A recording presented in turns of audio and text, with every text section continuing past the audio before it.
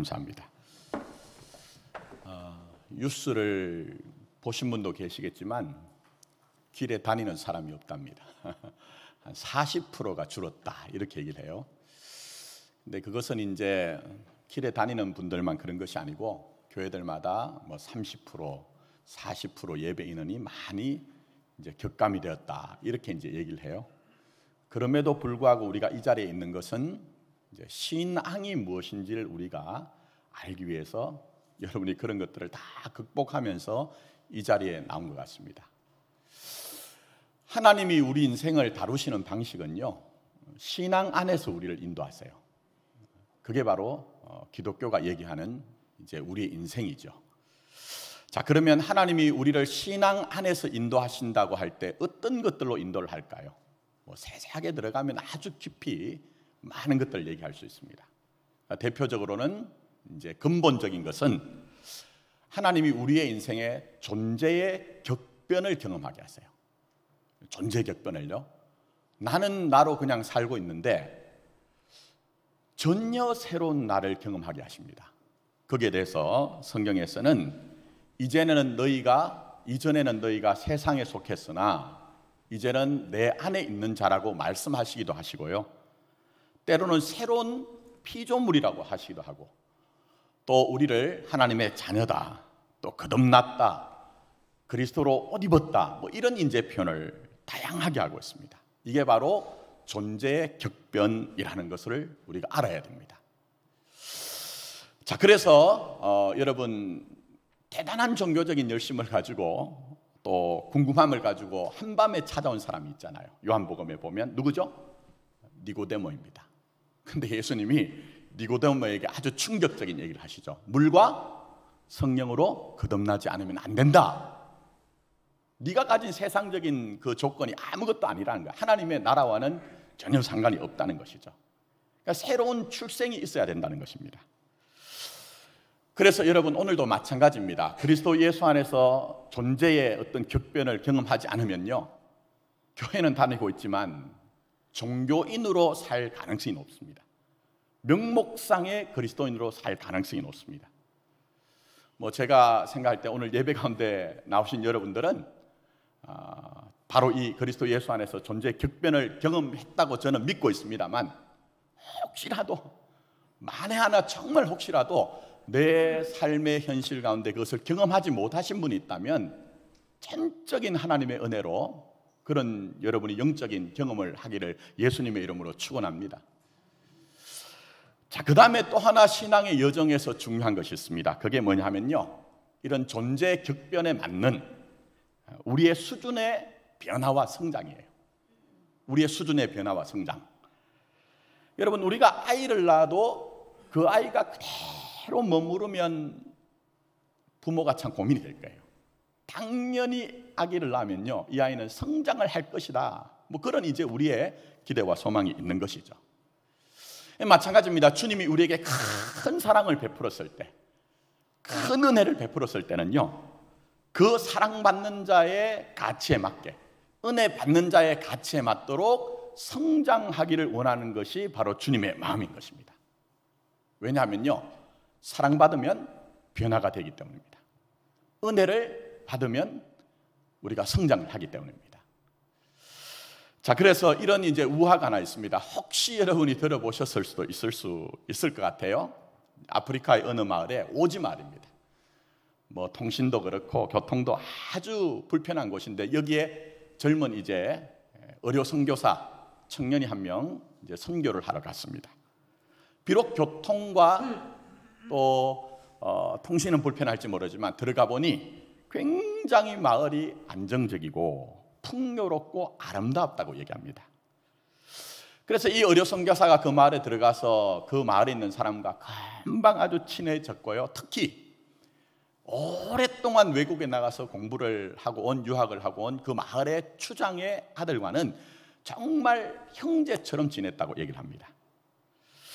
그런데 그 마을의 추장의 아들은요, 한 가지 이제 마을 사람들에게 관심의 대상이 되었습니다. 왜냐하면 외국에 나서 공부를 열심히 오래 하다 보니 홍기가 꽉 찼어요. 홍기가. 과연 이 추장의 아들이 누구와 결혼할 것인가 하는 그것이 초미의 관심이었거든요. 자, 그러던 어느 날 사람들이 웅성웅성하는 소리가 들리면서 막 발자국 소리가 들리는 겁니다. 나가보니까 추장의 아들이 이제 청혼을 하러 간다는 겁니다. 그래 마을 사람들뿐만 아니라 여기에 갔던 이제 의료 선교사도 이제 관심이 있겠죠. 관심은 두 가지입니다. 하나는 저 추장의 아들이 과연 누구와 어떤 아가씨와 결혼하는가.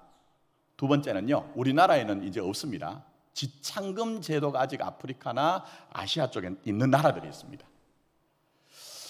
이 추장의 아들이 청혼을 하러 가는데 아가씨가 누구며 또 갈 때 지창금을 얼마나 가져갈까 하는 것들에 대한 궁금함이 있는 거예요.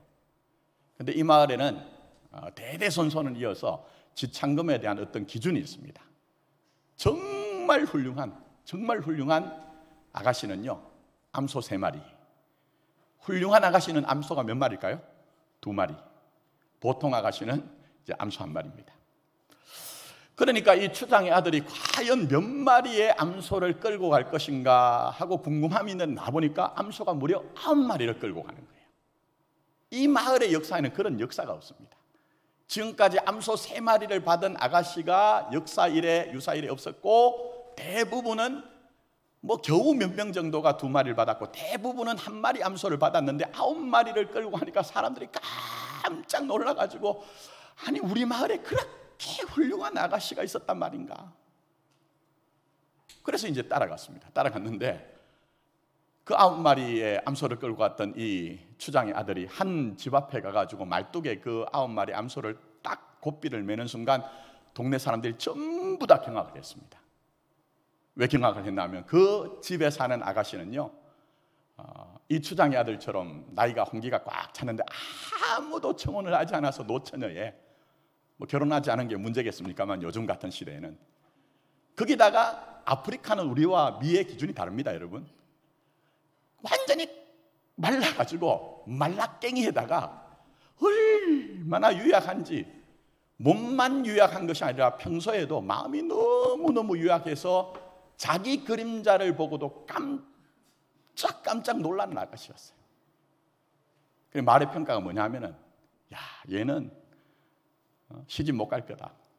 시집을 가도 지창금을 가져오는데 암소는커녕 염소 1마리만 가지고 와도 충분하다라고 그렇게 평가를 하던 아가씨였다는 거예요.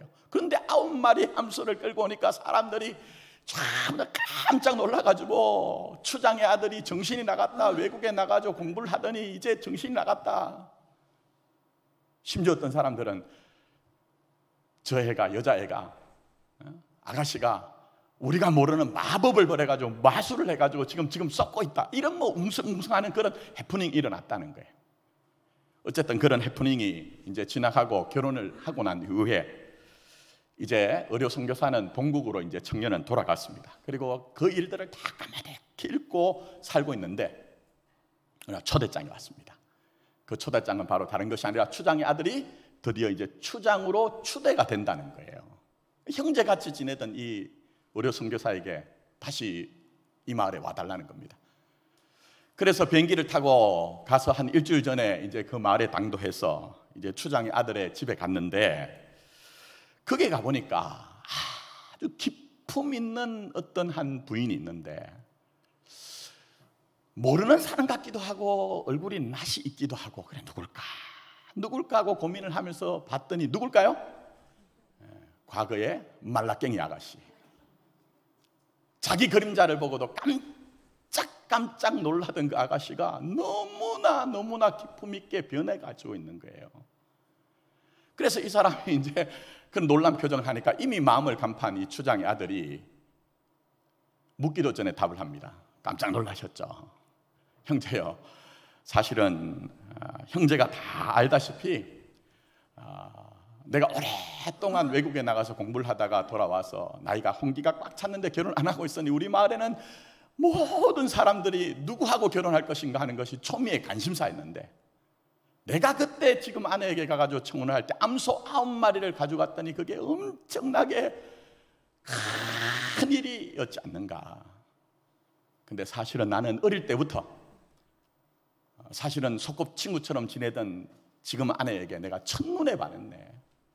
남들은 뭐라고 하든지 나는 어릴 때부터 우리 아내의 그 맑고 초롱초롱한 눈을 보면서 나는 어릴 때부터 연모의 정을 품고 살다가 내가 외국에 나가서 오랫동안 공부하는 동안도 나는 반드시 내 고향으로 돌아가서 내 어릴 때 사랑하고 내가 연모를 하던 내 친구하고 결혼을 해야 되겠다, 그래 마음을 먹고 있었네. 그런데 알다시피 솔직히 얘기하자면 우리 아내는 과거에 사람들이 암소 한 마리는커녕 염소 한 마리도 아깝다고 하는 아가씨였지 않는가. 그런데 내가 청혼을 해서 결혼하면 이 집참금이 사실은 집참금으로 끝나는 것이 아니라 평생을 여자에게는 따라가기 때문에, 내 것을 알고 있기 때문에 내가 암소 한 마리를 끌고 가가지고 청혼을 했는데, 근데 놀라운 일이 있었네. 그것은 뭐냐면 처음에는 사람들이 결혼을 하고는 아니 어떻게 추장의 아들이 저런 아가씨하고 결혼할 수 있는가라고 그렇게 많이 수근수근 거렸는데, 그런 소리가 점점 줄어들더니 나중에는 아우 우리 추장의 아들이 결혼 잘했어.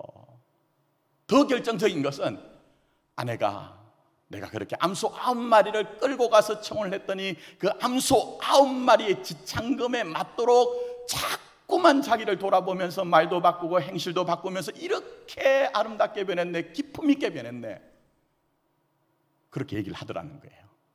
물론 이건 우화입니다, 우화. 근데 뭘 얘기합니까 여러분? 사람은 받은 은혜가 크면 클수록, 받은 사랑이 크면 클수록 내가 그 수준에 맞춰진다는 거예요. 여러분, 사랑이란 것은요, 처음에는 뭐 동정하고 자비를 베풀고 긍휼을 베푸는 것으로 사랑할 수 있을지 모르지만 사랑은 나중에는 같아져야 돼요. 진짜 사랑은 같아져야 되거든요.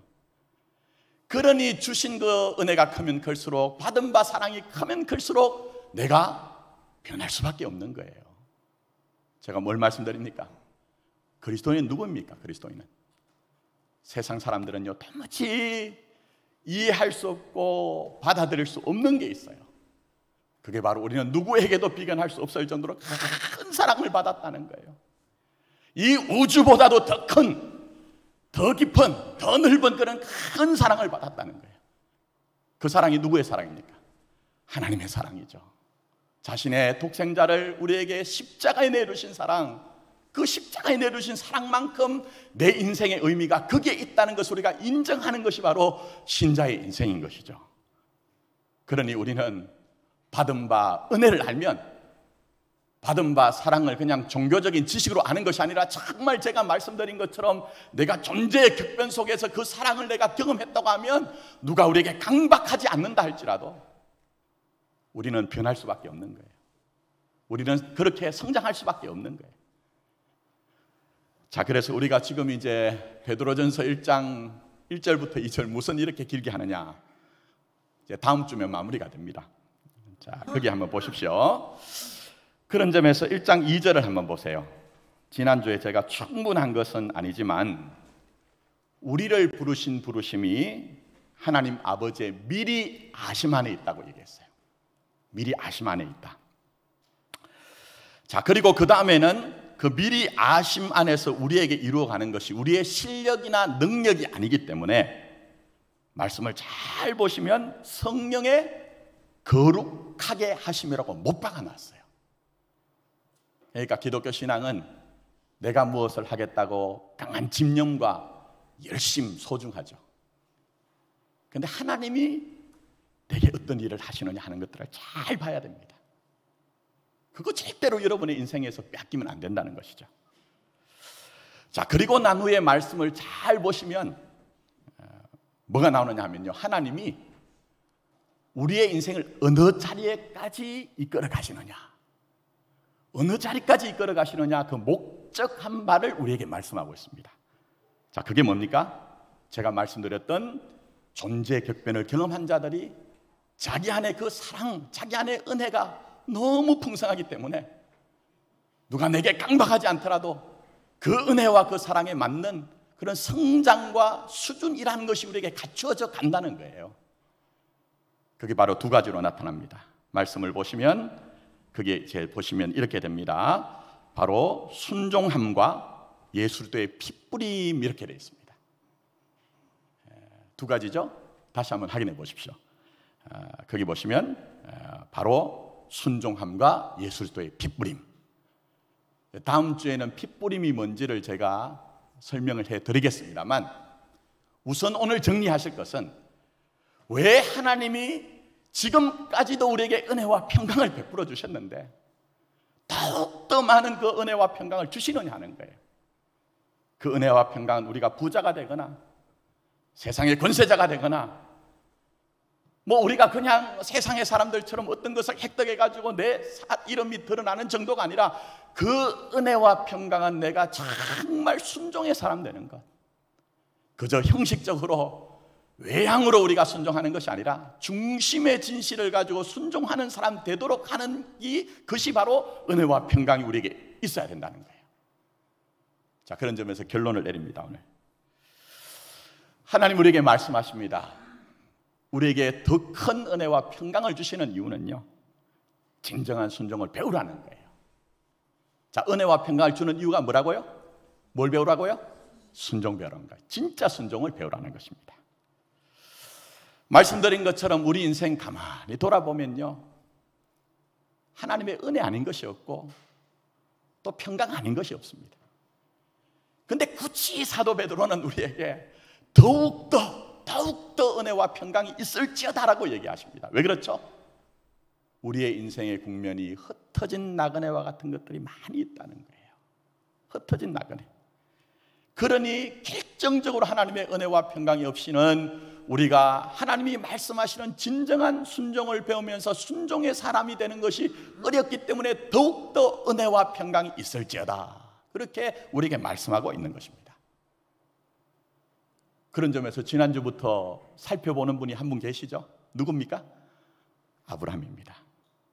아브라함은 아시는 것처럼 고대 근동 그 당시에 가장 잘 살고 가장 화려하고 가장 안정적이던 갈대아 우르라는 그런 도시에 살았습니다. 그런데 어느 날 전혀 다른 인생의 국면을 만납니다. 그것이 바로 고향과 친척과 어디를요? 아버지의 집을 떠나라는 거예요. 한마디로 나그네로 살아가라는 거예요. 여러분, 오늘과 같은 시대에 우리가 어떤 곳으로 이주를 한다는 것은 그래도 수월합니다. 그런데 그 당시에 이방인이 되고 이주인이 된다는 것은요, 전혀 다른 의미가 있습니다. 그것은 하루 사는 것이 보장이 되지 않아요. 하루 사는 것이 보장이 되지 않고 자기의 생명과 관련이 있는 것이 바로 네가 살던 곳에서 떠나가라는 거예요. 근데 왜 그렇게 하시죠? 아브라함의 인생에서 진짜 순종이 무엇인지를 배우도록 하는 거예요. 그리고 진짜 순종의 사람이 되도록 하기 위해서 너가 너의 고향과 친척과 아비의 집을 떠나서 그렇게 살아가라고 주님이 말씀하고 계시는 거예요. 물론 이것이 쉬운 것은 아닙니다, 여러분. 말씀드린 것처럼 요즘도 여러분 참 우리가 살던 곳에서 어디를 떠나가서 산다는 것은요, 참 어렵습니다. 그래서 여러분, 우리나라에 와서 일하고 있는 외국인 노동자들이 참 힘들다는 그런 얘기 가끔 들으시죠, 여러분? 가끔 들으시잖아요. 그래서 이런 얘기가 있습니다. 그 사람들이 사는 것이 얼마나 힘겨운가 하는 것들은요, 말을 통해서, 언어를 통해서 알 수 있는데, 외국인 노동자들이 우리나라에서 제일 먼저 배우는 말이 뭘까요, 여러분? 제일 먼저 배우는 말. 안녕하세요는 당연한 거고요. 그 다음에 빨리 그것도 읽기 아시는 겁니다. 근데 세 가지를 배운대요. 세 마디를. 하나는요, 뭐냐면요, 월급 주세요. 무슨 의미인지 아시겠죠? 외국인 노동자들이 불법 체류하고 있는 사람들이 많거든요. 그러니까 이 사람들의 약점을 잡아가지고 일은 시키고 월급을 안 준다는 거예요. 그러니까 먼저 하는 말이 월급 주세요. 두 번째 말이 뭘까요? 두 번째 말이 때리지 마세요. 이건 제가 외국인 사역하는 분한테 들었습니다. 참 가슴 아픈 얘기죠. 때리지 마세요. 그 다음 세 번째 말은요, 제가 이 강대상에서 도무지 제가 말로 표현 못하겠어요. 욕입니다. 욕. 근데 그 욕을 누구에게 배웠을까요? 우리나라 사람한테 배운 거예요. 우리나라 사람한테. 그래서 마지막 세 번째 말은 언제 쓰느냐면요, 월급 주지 않고 때리고 그러면은 나중에 화가 나가지고 견디지 못하면요 도망을 가면서 뭐라고 하고 간다는 거예요. 제가 왜 말씀드렸냐, 21세기 대명천지잖아요. 근데 이런 시대 속에서도 이방인으로 이주인으로 사는 것이 얼마나 고달프고 힘든데 굳이 하나님께서는 안정적으로 살고 있던 이 아브라함에게 고향과 친척과 아버지의 집을 떠나서 나그네를 가더래요. 왜요? 진짜 순종, 아버지 하나님 앞에서 진짜 순종을 배우라는 거예요. 그래서 나그네 인생을 그가 걸어갔던 이유가 여기에 있는 것입니다. 근데 창세기 22장을 읽어보시면서 여러분 편하세요? 여러분, 이 창세기 22장 읽어보시면서 편하시면 제대로 읽은 것이 아닙니다. 사실은 창세기 22장 읽으면요 막 불편해요. 그게 제대로 읽는 것입니다. 뭐가 불편하죠? 아니, 하나님이 천하보다 생명을 어떻게 해요? 귀하게 여기시잖아요. 아니, 천하보다 더 귀하게 생명을 여기시는 분이 어떻게 인신공양을 요구를 하시는가 하는 거예요. 그것도 하나님이 말씀하셔서 100세에 주신 그 아들을, 네 아들, 네 독자, 네 사랑하는 자를 내게 달라고 하시느냐 하는 거예요. 우리 그런 불편함 있잖아요. 근데 제가 오늘 그게 주안점이 아니기 때문에 다 설명드리지 않겠습니다만 현상적으로 보면 그래요. 근데 실제적으로는 그렇지 않습니다. 고대 근동사에서는요 자기 소원 성취를 위해서는요 자기 자식이라도 제사를 드리던 그런 시대였어요. 그래서 성경을 보시면 몰록이라고 하는 신에게 자기 아들을 바치는 그런 장면도 있잖아요. 근데 하나님은 그런 하나님이 아니라는 거예요. 여러분, 만약 하나님이 인신공양을 원하시는 하나님이었다고 하면요 절대로 아브라함이 칼을 들어서 이삭에게 심장을 겨누어서 내리칠 때에 아브라함아, 아브라함아 그렇게 멈추지 않았을 거예요. 그 칼이 이삭의 심장을 뚫고 살을 다 도려내고 장작 위에 올려가지고 활활 태울 때 그때에 합격 이렇게 하셨을 거예요. 근데 하나님은 인신공양을 원하시는 하나님이 아니라는 거예요.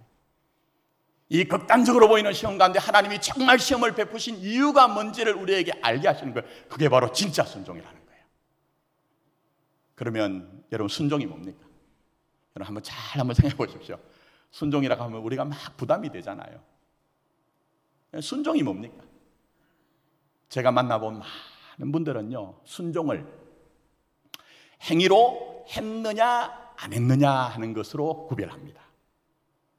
내가 행위로 어떤 일을 했느냐 안 했느냐 하는 것으로 판정을 해요. 물론 맞습니다, 여러분. 예를 들면 우리가 아이들에게 얘야 너 공부해야지, 아빠가 엄마가 외출을 갔다가 돌아올 테니까 공부하고 있어야 돼 라고 했는데 돌아와 보니까 공부는 하나도 하지 않고 앉아가지고 엉뚱하게 게임만 하고 유튜브만 보고 이러면은 막 속이 부글부글 끓잖아요. 행위로 우리가 했느냐 하지 않았느냐 하는 게 분명히 순종에 관한 것이거든요. 근데 성경은요 더 깊은 차원을 얘기합니다. 그게 뭘까요, 여러분? 바로 하나님과의 관계 문제입니다. 내가 하나님 앞에서 가진 마음이 뭐냐 하는 거예요. 내가 하나님 앞에 가진 자세가 뭐냐 하는 거예요. 그래서 말씀 한번 보십시오. 창세기 22장 2절 말씀 한번 보세요. 자, 거기 보시면, 자, 거기 한번 보십시오. 창세기 22장 2절. 내 아들, 그 다음에 뭐가 등장하죠? 사랑이에요, 사랑. 진짜 순종은 사랑의 문제라는 거예요. 행위로 했느냐 하지 않았느냐 하는 것보다 더 근본적인 것은 하나님과의 관계 속에서 하나님의 사랑이 절대적이기 때문에 내게 너무 소중한 것이지만, 내가 정말 뺏길 수 없는 것이지만, 하나님의 사랑이 절대적이기 때문에 내게 있는 모든 것들을 상대화시킬 수 있느냐 하는 거예요. 여러분, 한번 아브라함의 인생을 잘 보세요. 지금 이 사건뿐만 아니라 아브라함의 인생 전체를 조망해 보면요, 하나님이 큰 사랑과 은혜를 베푸심으로 말미암아 하나님의 사랑이 점점 더 커져서 다른 것들을 전부 다 상대화시키는 길로 아브라함이 지금 달려온 거예요, 여러분. 그래서 여러분, 아브라함의 인생에는 바로 독자 이삭이 등장한 거고, 더 나아서 우리가 걸어가는 인생에서도 반드시 하나님이 우리 인생에도요, 네 사랑 그게 등장하게 되어 있습니다. 그래서 우리 주님께서 말씀하실 때 사람은 두 주인을 섬길 수 있다? 없다고 했잖아요. 사람은 반드시 두 주인을 섬기지 못한다. 사랑은 절대적인 것이기 때문에 두 주인을 섬기지 못한다. 이게 중요하면 저것을 경하 여기고, 이것을 경하 여기면 이것을 중요하게 여기는데, 하나님과 뭐를요? 재물을. 물론 재물의 문제만은 아닙니다.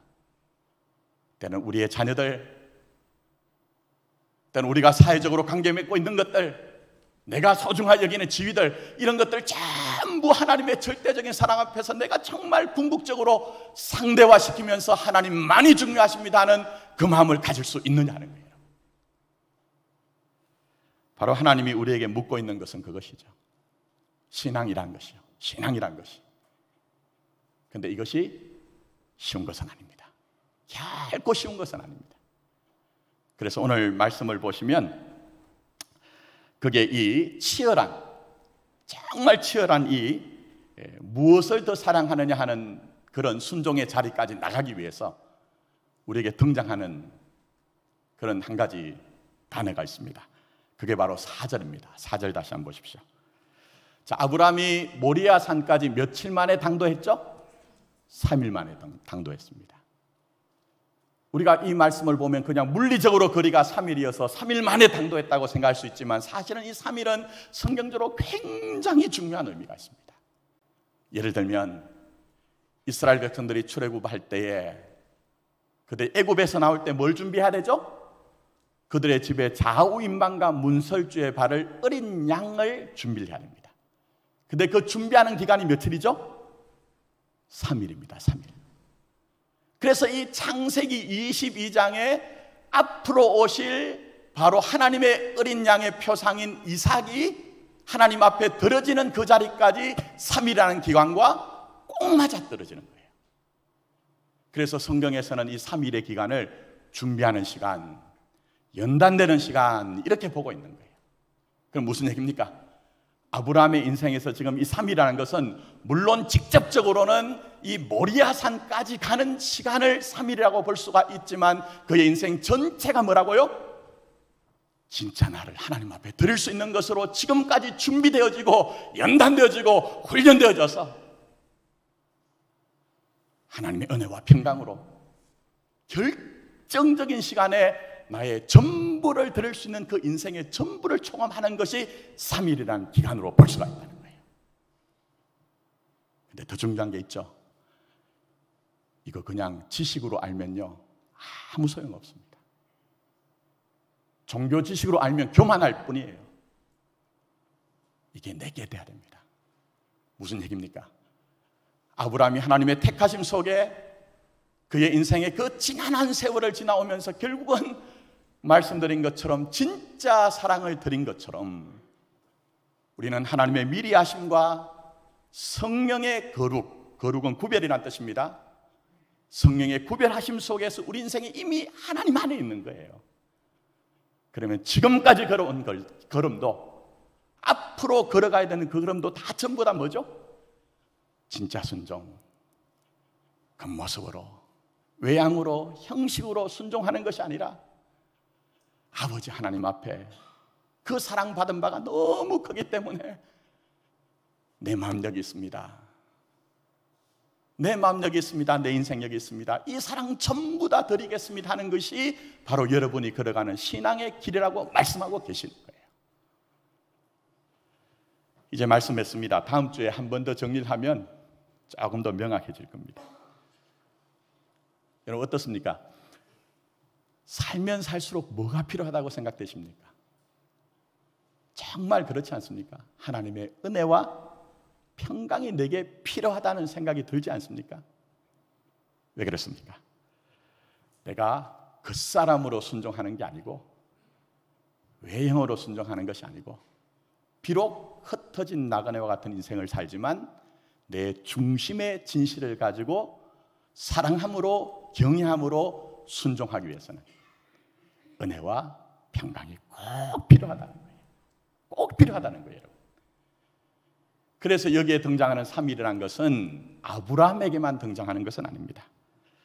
야곱에게도 3일이란 그 숫자가 등장하고요, 모세에게도, 그리고 주님께서 말씀하실 때 내가 너희들에게 보여줄 것은 뭐의 표적이라고 했죠? 요나의 표적밖에 보여줄 것이 없다고 했는데 요나도 3일이 필요했던 거예요. 더 결정적인 건 뭐죠? 우리 주님이 누가복음 13장에 보면 내가 3일 길을 가야 되겠다, 내가 3일의 그 길을 가야 되겠다고 말씀하시면서 누구든지 나를 따르려거든 말씀하시면서 우리가 그 길을 가야 된다고 말씀하고 있습니다. 근데 중요한 건 이겁니다. 우리가 우리 실력으로 가는 건 아니라는 거예요. 뭐로 가죠? 은혜와 평강.